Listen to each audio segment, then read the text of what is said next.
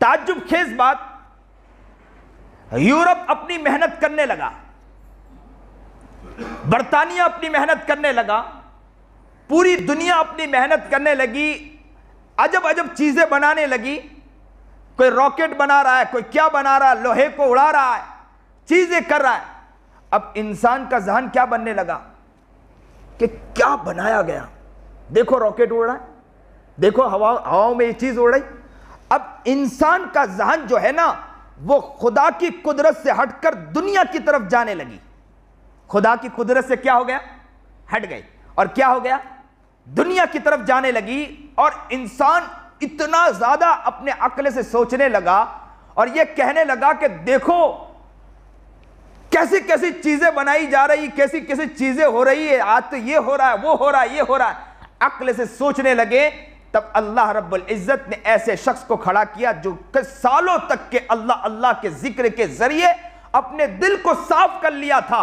वो शख्स खड़ा हुआ और खड़े होने के बाद लोगों के दिलों के ऊपर हाथ रखकर यह बात बतलाई कि याद रखो कि किसी से कुछ नहीं होता, करने धरने वाली जात है तो अल्लाह ही की है। और वो कौन है, बानी तबलीग हज़रत मौलाना इलियास रहमतुल्लाह अलैह थे।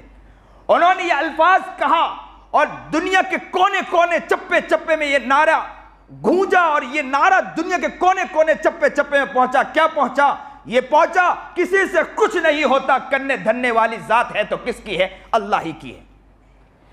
इस चीज को हज़रत मौलाना इलियास रहमतुल्लाह अलैह ने दिल में बिठाने की कोशिश की और कहा कि लोगों, आप ये देखकर, दुनिया को देखकर, दुनिया के तमाशे को देखकर अपने जहन को उस तरफ ना ले जाओ।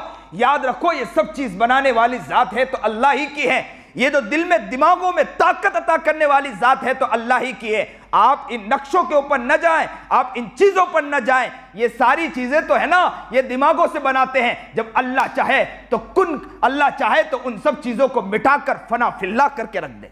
अल्लाह के लिए कोई मुश्किल नहीं है। आज हम यहां बैठे हैं, इस चीज का अहद करना है कि किसी से कुछ नहीं होता, करने वाली जात है तो किसकी है, कहे किसकी है। कारोबार करेंगे, कारोबार में हालात आएंगे तो हालात में ये नहीं कहेंगे कि ये हालात आए, बल्कि क्या कहेंगे, किसी से कुछ नहीं होता, करने धरने वाली जात है तो अल्लाह ही की है।